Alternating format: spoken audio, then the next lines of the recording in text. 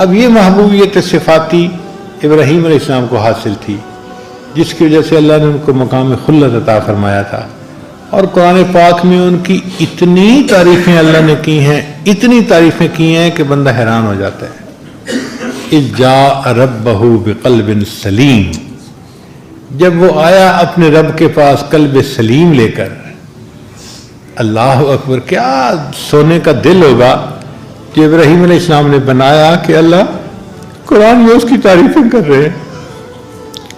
شاکر لانعمہ، اللہ کی نعمتوں کا شکر ادا کرنے والے، اجتباہ وہداہ الی صراط مستقیم، اللہ نے چن لیا، خاص کر لیا اسے اپنے لیے۔ ارے میرے محبوب، آپ بھی ان کے نقش قدم پہ چلیے۔ ایک جگہ فرمایا وَإِبْرَاهِيمَ الَّذِي وَفَّى، اور وہ ابراہیم جس نے اللہ سے وفاداری نبھا کر دکھا دی۔ کیا وہ وفاداری ہوگی کہ اللہ تعریف کر رہے ہیں؟ اللہ فرماتے ہیں کہ ابراہیم علیہ السلام سے ہم نے بیٹے کی قربانی کا جو کام لیا، ان ھذا لہو البلاء المبین، یہ بہت بڑی آزمائش تھی جو ابراہیم علیہ السلام سے مانگی گئی قربانی بیٹے کی، یہ بہت بڑی قربانی تھی، مگر اللہ فرماتے ہیں سلام علی ابراہیم، ابراہیم تجھ پر سلامتی ہو۔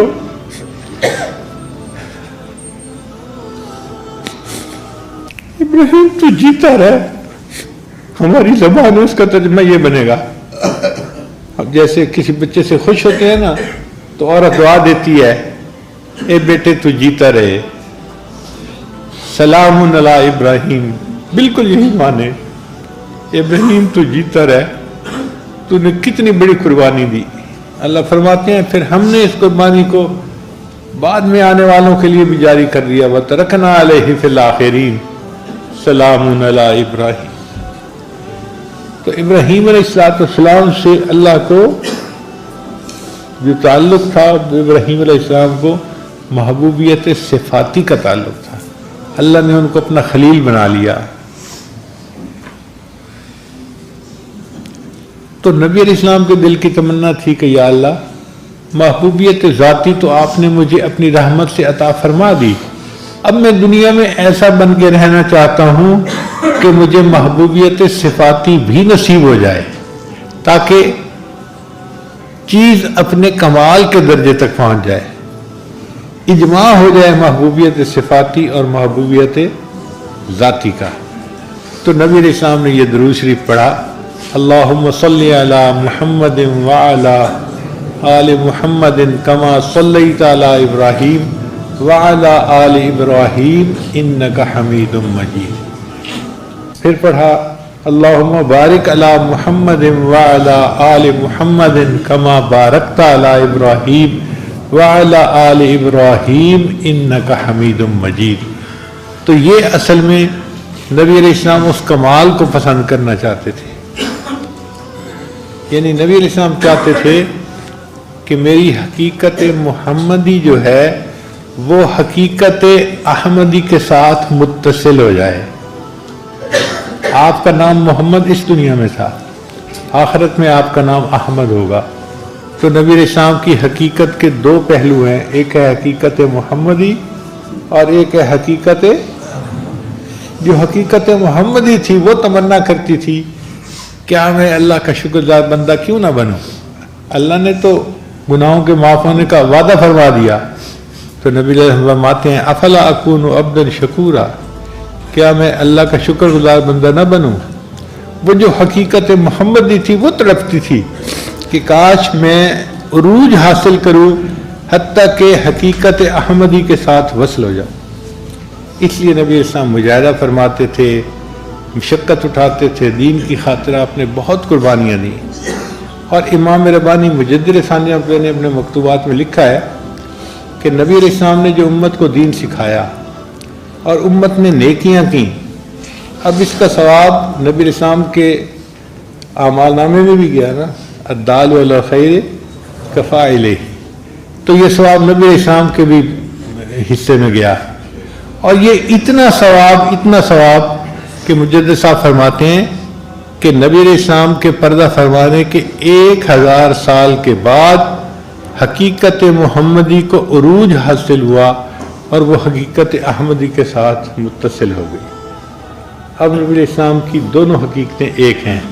آپ کو اللہ نے محبوبیت ذاتی بھی دی ہے اور آپ کو اللہ نے محبوبیت صفاتی بھی دی ہے، اور یہ محبوبیت صفاتی دنیا میں مل سکتی تھی اور نہیں کہیں مل سکتی۔ دنیا ہی ہے جس میں انسان اعمال کرے تو اس کو اللہ تعالیٰ روحانی ترقی عطا فرماتے ہیں، تو اس لیے درود شریف آ گیا۔ اب درود شریف کے بعد پھر دعا سکھائی گئی، تو دیکھو کتنی خوبصورت دعا، رب اجعلنی مقیم الصلاۃ ومن ذریتی ربنا وتقبل دعا ربنا اغفر لی ولوالدی وللمؤمنین یوم یقوم الحساب۔ اب آپ سبحانک اللہم سے لے کے یوم یقوم الحساب تک دیکھیں کیا خوبصورت مضمون ہے نماز میں۔ اور اگر انسان کو ان معنی کا اندازہ ہو اور پتہ ہو کہ میں اپنے رب کے سامنے کھڑا ہوں، تو انسان اپنی نماز کو انجوائے کرتا ہے۔ اس لیے نبی علیہ السلام فرماتے تھے قرۃ عینی فی الصلاۃ، میری آنکھوں کی ٹھنڈک نماز میں ہے۔ نبی علیہ السلام اس لیے فرماتے تھے ارحنی یا بلال، بلال اذان دے میری آنکھوں کو ٹھنڈک پہنچا دے۔ نبی اسلام نماز کے وقت کا انتظار کیا کرتے تھے، صبح پڑھتے تھے نماز ظہر کا انتظار، ظہر پڑھتے تھے عصر کا انتظار، عصر پڑھتے تھے مغرب کا انتظار، مغرب پڑھتے تھے عشاء کا انتظار۔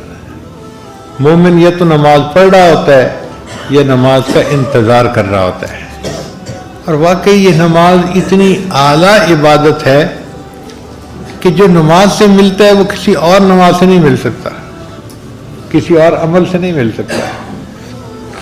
امام ربانی مجدد ثانی رحمۃ اللہ اپنے مکتوبات میں لکھتے ہیں کہ جو لوگ قوالیاں سنتے ہیں اور مست ہوتے ہیں اور بھنگڑے ڈالتے ہیں، یہ بیچارے وہ لوگ ہیں جن کو نماز کی حقیقت کا پتہ ہی نہیں ہے۔ اگر ان کو نماز کی حقیقت کا پتہ ہوتا تو یہ اس طرح موسیقی کے اوپر مست نہ ہوتے اور بھنگڑے نہ ڈالتے، بلکہ ان کو رکوع اور سجود میں وہ مزہ نصیب ہوتا جو دنیا میں کسی اور طریقے سے مزہ نصیب ہو ہی نہیں سکتا۔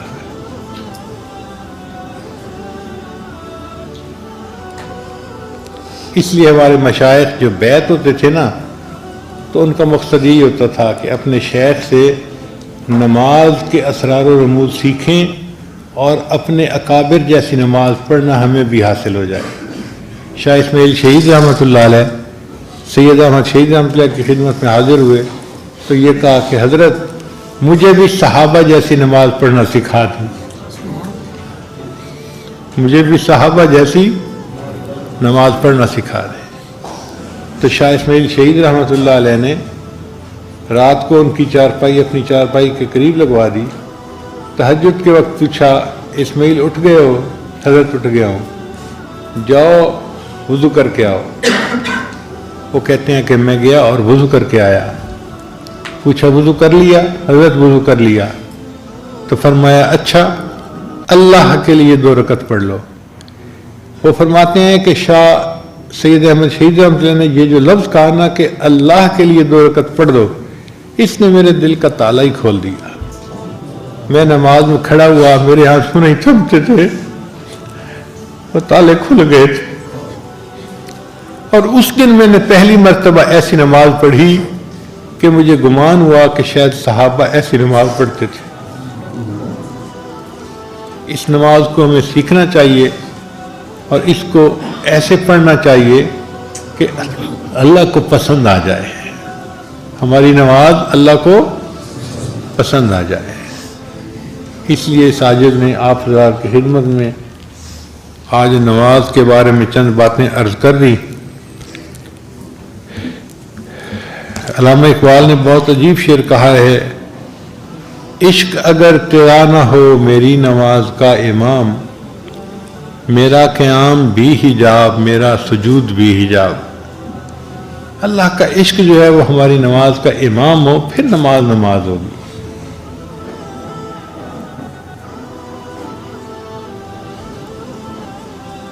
اب اس سجدے کی ابتدا فرشتوں سے ہوئی تھی، کہ اللہ نے حکم دیا تھا اسجدوا لآدم، تو انہوں نے آدم علیہ السلام کے سامنے سجدہ کیا تھا اللہ کے حکم سے، اور اس کا اختتام انسان کے اوپر ہوگا۔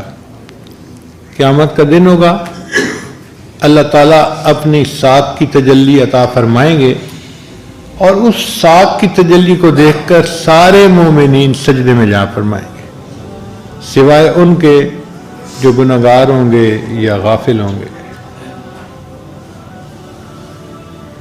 مگر فرق یہ ہے کہ وہ جو قیامت کے دن کا سجدہ ہوگا نا، وہ شہود کا سجدہ ہوگا۔ آج تو ہم غیب کے سجدے کرتے ہیں نا، کہ سجدہ تو کر رہے ہوتے ہیں، محبوب سامنے نہیں ہوتا، آنکھوں سے نظر نہیں آ رہا ہوتا، اور انسان کی فطرت ایسی ہے، اس کا دل چاہتا ہے کہ کچھ نظر آتا۔ کبھی اے حقیقت منتظر نظر آ لباس مجاز میں، کہ ہزاروں سجدے تڑپ رہے ہیں میری جبین نیاز میں۔ اللہ کبھی آپ مجھے ظاہر میں نظر آئیں تو دیکھیں ہزاروں سجدے میری جبین میں تڑپ رہے ہیں آپ کے سامنے، میں ان کو ادا کروں۔ اور یہ تمنا قیامت کے دن مومن کی پوری ہوگی، اس کو شہود کا سجدہ نصیب ہوگا۔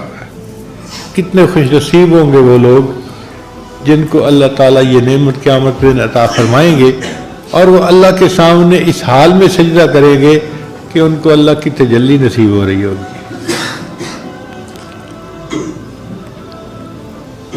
میری زندگی تو فراق ہے، رگ جاں سے لاکھ کری سہی، وہ نگاہ شوق سے دور ہے، رگ جاں سے لاکھ کری سہی۔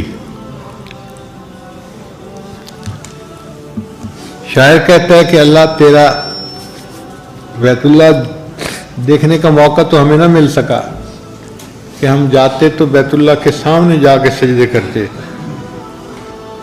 چلے ہم یہیں سجدہ کر لیتے ہیں۔ تیرا در تو ہم کو نہ مل سکا، تیری راہ گزر کی زمین سے ہی، تیرا در تو ہم کو نہ مل سکا، تیری راہ گزر کی زمین سے ہی، ہمیں سجدہ کرنے سے کام ہے، جو وہاں نہیں تو یہیں سے ہی۔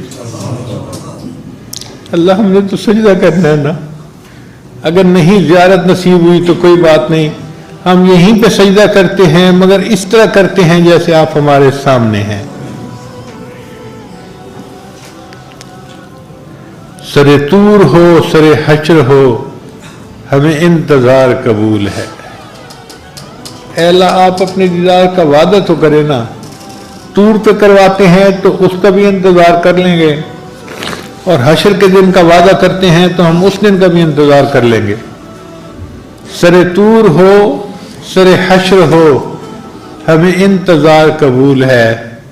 وہ کبھی ملیں وہ کہیں ملیں، وہ کبھی صحیح وہ کہیں صحیح۔ اب جب چاہیں اور جہاں چاہیں تجلی کا وعدہ فرمائیں، اللہ ہم اس کا انتظار کرنے کے لیے تیار ہیں۔ اللہ تعالی ہمیں بھی اپنے ان خوش نصیب بندوں میں سے بنائیں جن کو جنت میں اپنے رب کا دیدار نصیب ہو، اور وہ اس نعمت سے فیض یاب ہوں۔ وآخر دعوانا ان الحمد للہ رب العالمین۔